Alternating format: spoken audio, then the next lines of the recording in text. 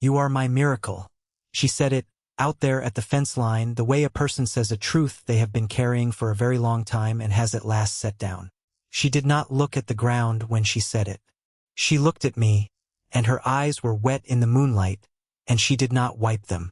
Elias Bram was 34 years old that September, and until that particular evening he had never once believed a word like miracle belonged in his mouth, or in any mouth of his family's, or in any mouth of anyone he had ever ridden with. He had learned young, in the high thin air above Durango, that words like that were for preachers and children, and he was neither of those things and never had been. He was a farrier by trade and a fence mender by disposition, tall and lean, with sunburnt forearms and a jaw that had grown quiet from too many years of nobody to speak to. His father, Elias Bram, had died in the winter of 1878 with a hoof mark still bruised into his chest, and his mother had followed the spring after, worn thin by grief the way a good rope goes thin at the knot. Elias had been 16. He had taken over the small forge on the southern edge of Pueblo and had spent the next 18 years learning that the world does not owe a man company, and that a man who expects it will spend a great deal of his life disappointed. He had come up into the San Juan Range that summer chasing work. A rancher out of Silverton needed 60 head reshod before the fall drive, and the pay was better than Pueblo could offer. When the job was done, Elias did not turn back south.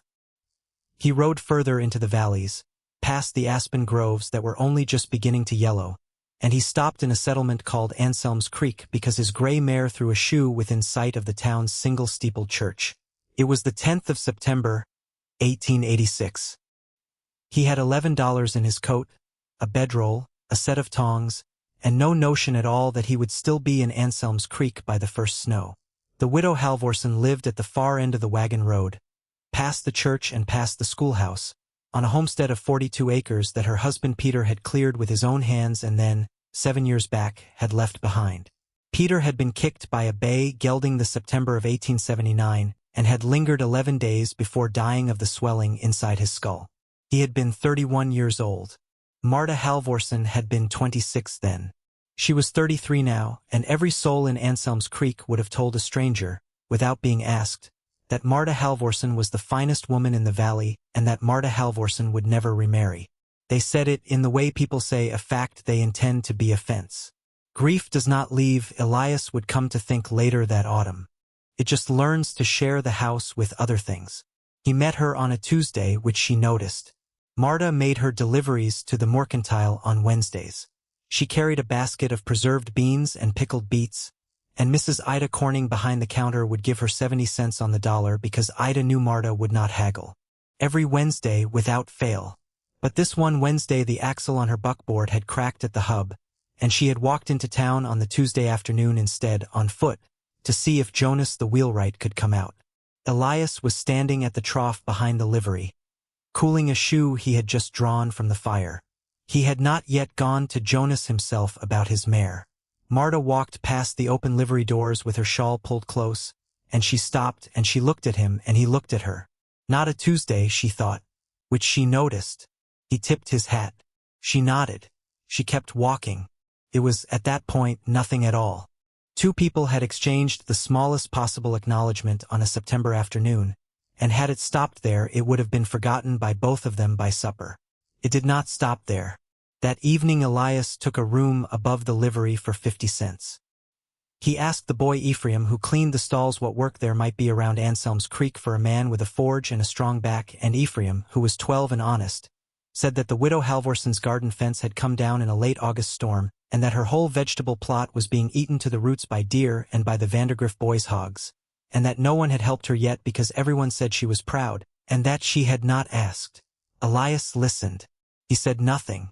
In the morning he saddled his mare, still short one shoe, and he rode the 2 miles out the wagon road, past the church and past the schoolhouse, and he stopped his mare at the fence line of the Halvorsen place, and he looked.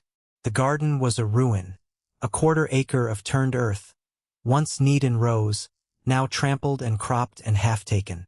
The wooden posts along the west side had gone gray and split at the base. The wire between them sagged in loops. 2 of the corner posts had fallen out entirely and lay in the grass.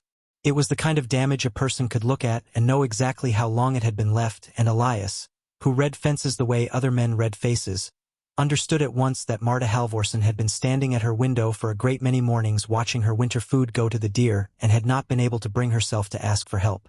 He did not knock on her door. He did not walk up onto her porch. He got down off his mare, and he took his gloves out of his coat, and he began to work. He worked the whole morning. He pulled the 2 fallen corner posts up out of the wet grass, and he found where the rot had eaten the pine at the base, and he cut those bad ends off cleanly with a saw he had borrowed from Jonas before dawn. He dug the post holes deeper. He set the posts fresh. He straightened the sagging wire. He replaced the gray split rails along the west run with new ones cut from a stand of young lodgepole he found down by the creek. Peter Halvorsen's own woodlet, he suspected, though no one had told him so. He did not stop at noon. He did not go up to the house. Marta saw him from the kitchen window at 9:15. She had been kneading bread, and her hands went still on the dough, and she did not move for perhaps a full minute. Then she wiped her hands on her apron, and she stepped to the door, and she stood in the door frame and she watched.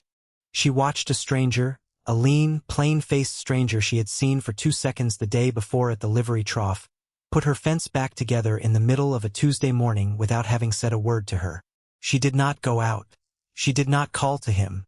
She stood in the door frame for the better part of an hour, and then she went back inside and she took the bread out to bake and she started a pot of coffee, and she cut 2 slices of the honey cake she had made for the church supper, and she put all of it on a wooden tray and she carried it out. He heard her coming. He straightened up from a post hole. He took his hat off. "Ma'am," he said. "I did not ask you to do this," she said. "No, ma'am," he said. "You did not." She looked at him. She had gray eyes, the color of a river under thin ice, and there were fine lines at the corners of them from 7 years of squinting through a window at a garden she could not fix. She was small, not much taller than his shoulder, and she wore a long dark blue dress with a high collar and long sleeves buttoned at the wrist, and a plain white apron, and her hair was the color of dry wheat and was pinned up under a cotton kerchief. She did not smile. She held out the tray. "Coffee," she said, "and cake. If you are going to work through the morning on my land, you are going to eat." He took a slice of the cake. He ate it standing. She watched him eat it. "You are the man from the livery," she said. "I am," he said. "Elias Bram. Pueblo, mostly. I came up for the shoeing at Coburn's." "I am Marta Halvorsen," she said. "This is my place." "I gathered," he said. She did not smile then either. But she did not go back inside. She sat down on the top step of her porch with the tray beside her, and she said, "You may as well tell me why you are here." He looked at the fallen post at his feet. He looked at the deer-cropped rose behind him. He looked at her. "Ma'am," he said, "a boy at the livery told me your fence was down. I have got the tools and I have got the daylight. That is all the why I have." She was quiet a long time. Then she said, "People will talk." "They will," he said. "That is what people do." "You are not going to charge me," she said. It was not a question. "No, ma'am," he said. "I am not." She looked out at her ruined garden. She looked at the 2 neat post holes he had already dug and set. Her hands, which had been folded in her lap, tightened briefly on each other and then let go. "All right, Mr. Bram," she said. "All right." He worked until sundown. She brought him water at 11 and dinner at 1 and coffee again at 4, and each time she stayed a little longer at the edge of the garden and watched, and each time she said a little more. She told him that the axle of her buckboard had cracked and that Jonas was coming out on Thursday. She told him her chickens were laying poorly because a fox had gotten in twice. She told him her husband had built the barn himself in the summer of 1877, and that the north wall still leaned because he had never quite trued the frame. She did not tell him about Peter's dying. He did not ask. When the light went orange over the ridge, Elias set the last rail. He wound the last of the sagging wire tight around the last new post. He stood back. The fence stood clean and squared, for sides of it, 40 by 60 feet of good enclosed earth, ready for a spring planting Marta Halvorsen had not yet let herself imagine. He walked to the porch. He took his hat off again. "I will come back tomorrow," he said, "and see to the west run of your pasture fence if you will let me. It is going the same way this one was." She looked up at him from the step. The light was on her face. "Mr. Bram," she said. "Why?" He thought about it. He thought about it honestly, which was not his usual way. And then he said the plainest thing he knew how to say. "Ma'am," he said, "I do not like to see a good place go untended." She nodded once. She did not speak. He rode back to the livery in the last of the light. He did not eat supper. He lay down in the loft above the stalls, and he did not sleep for a long while, because he was thinking about a woman with gray eyes standing in a door frame watching a stranger fix a fence, and because he did not know what to do with the thinking. He came back the next morning. He came back the morning after that. By the end of the first week he had rebuilt the west run of the pasture fence, and he had trued the north wall of Peter Halvorson's barn with a set of shims and a plumb line and 2 long afternoons of quiet cursing, and he had cleaned out the fox's den under the henhouse and set a fresh floor of packed river gravel so nothing could dig up through it again. He had not been paid. He had not been offered pay. He had been fed 3 meals a day, and he had begun to sleep in the small tack room off the barn because Marta had said plainly on the 4th morning that a man who rides 2 miles each way at dawn and dusk is a man who is losing daylight he could spend working, and that the tack room was clean, and that no one in Anselm's Creek would think anything of it that they were not already thinking. He had taken the tack room. He had not argued. News moves in a small valley the way water moves in a small creek, quick and along known channels. By the middle of that second week, Ida Corning at the Mercantile had told half the town that Marta Halvorson had a hired man out at the place, and by the end of that second week she had corrected herself and told the other half that Marta Halvorson had a man out at the place who was not being paid, which was a different kind of news entirely. 3 of them came to see about it. The first was Reverend Josiah Coyne, who was 62 and gentle, and who rode out on a Thursday afternoon on his old bay mule and sat on Marta's porch and drank 2 cups of coffee and looked at Elias's fence work and said, plainly, "Marta, this is a good and neighborly thing, and I will say so from the pulpit if anyone in this valley asks me to say otherwise." Then he rode back to town and, from his pulpit, did precisely that. The second was Ida Corning herself, who came out ostensibly to see about the axle and stayed 40 minutes and left with the observation, delivered to no one in particular on the ride back, that Marta Halvorson had not looked that awake in 7 years, and that whoever had a problem with a stranger fixing a widow's fence for free could take that problem to the deer that had been eating her cabbages. The third was Cassius Weld. Cassius was 41, a widower himself these 6 years, and he owned the second largest herd in the valley and the largest house. He had been calling on Marta, in the loose, gentle, patient way of the country, since the 3rd year of her widowhood. He had never spoken plainly to her about it, and she had never spoken plainly to him about it, and this had suited both of them because it required nothing of either. He was not a bad man. He was, in fact, a good one. He was tall and dark-haired and clean-shaven, with a straight back and a level voice, and he took his hat off indoors and he read the county paper cover to cover, and he had never in his life said an unkind word about anyone within her hearing. If Marta Halvorson had, at any point in those 7 years, said to him, "Cassius, I will marry you," he would have said yes, and he would have been a decent husband, and it would have been a decent life. He rode out on the 2nd Saturday. He met Elias at the fence line of the west pasture, where Elias was hanging a new gate. "Mr. Bram," said Cassius. "Mr. Weld," said Elias, who knew who he was because Ephraim at the livery had told him. "That is fine work," said Cassius. He looked at the gate. He was not saying it to flatter. He was saying it because it was true, and Cassius Weld did not lie. "Thank you," said Elias. Cassius looked out across the pasture. He looked toward the house. He looked back at Elias. "Marta is a woman I hold in the highest regard," he said. "I have held her in that regard for 6 years. I have not been in any hurry because she has not been in any hurry, and that has seemed, until now, to be a thing we shared." Elias did not answer. He set the pin in the hinge. He turned the gate on it. It swung clean. "I do not want to be unfair to you, Mr. Bram," said Cassius. "You have done more good on this place in 2 weeks than I have done in 6 years, and I know that, and I am not so small a man that I cannot say it out loud. But I would like to know what your intention is here because I have loved her in my quiet way for a long time, and I think that gives me the right to ask." Elias stood a while. He looked at Cassius Weld. He looked at the gate. "Mr. Weld," he said, "I have no intention. I have work.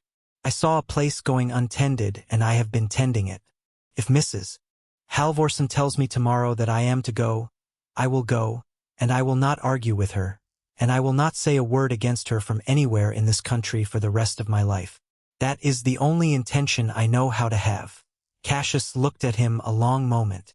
Cassius Weld was a man who could read another man's face, and he read Elias's now, and what he saw there was not what he had come out expecting to see.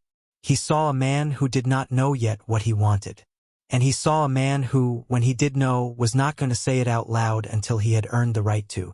That is a fair answer, said Cassius at last.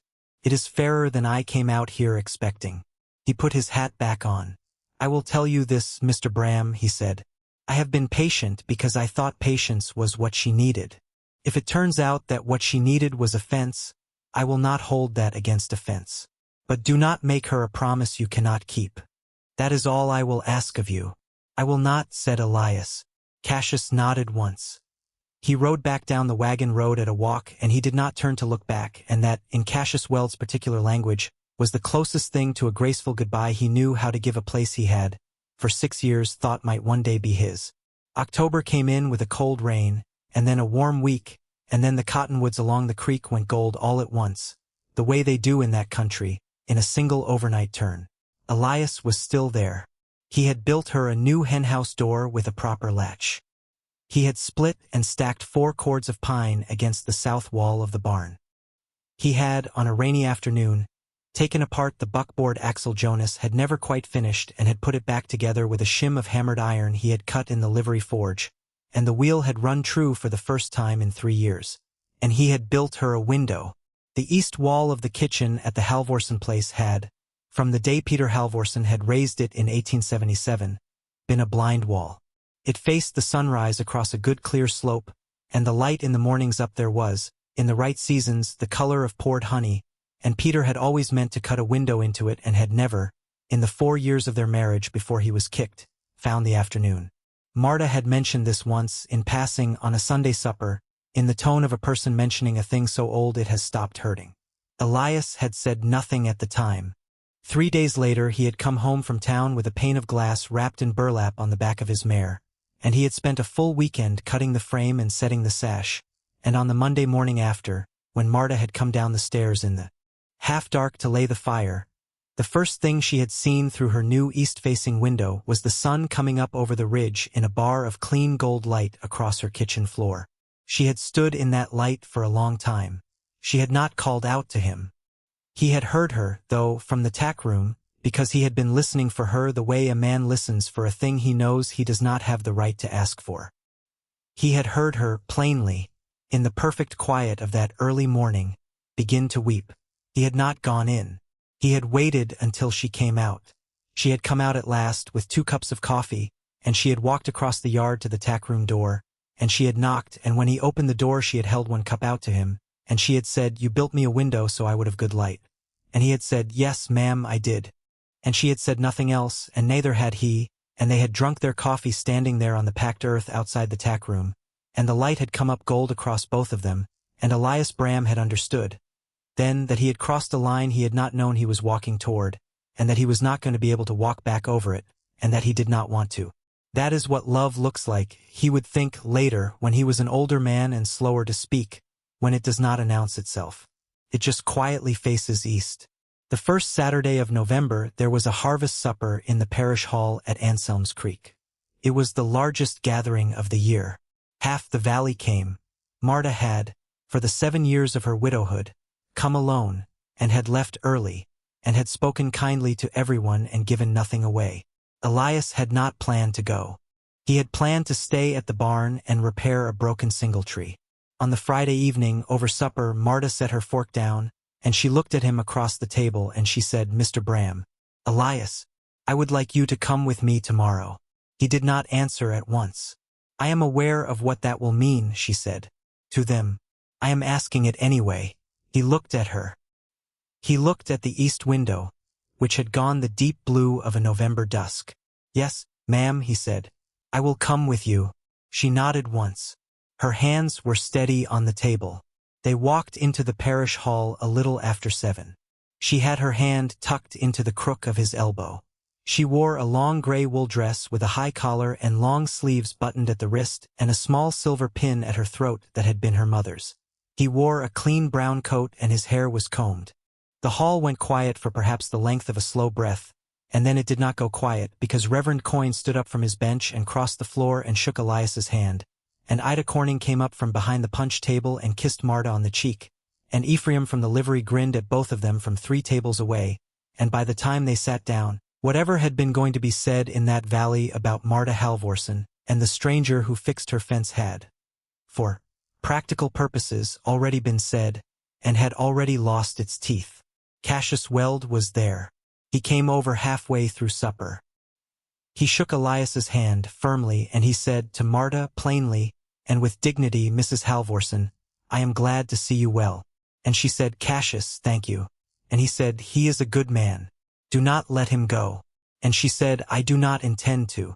And Cassius nodded once, and he went back to his own table, and he ate his supper, and later that week he began, very quietly, to court a widowed schoolteacher out of Silverton whose name was Anne, and by the following spring he was engaged to her, and he was, in the end, happier than he had ever thought he would be. And this too is a thing that ought to be said, because a story in which the good rival is punished is not the kind of story this valley tells. They walked home under a full moon. The wagon road was silver. Marta did not let go of his arm. At the fence line of their place, though he had not yet let himself think of it that way, she stopped him. She turned him toward her. She was small in the moonlight, and her face was upturned, and her gray eyes were wet, though she was not crying. "Elias," she said. "Yes, ma'am," he said. "Do not call me ma'am tonight," she said.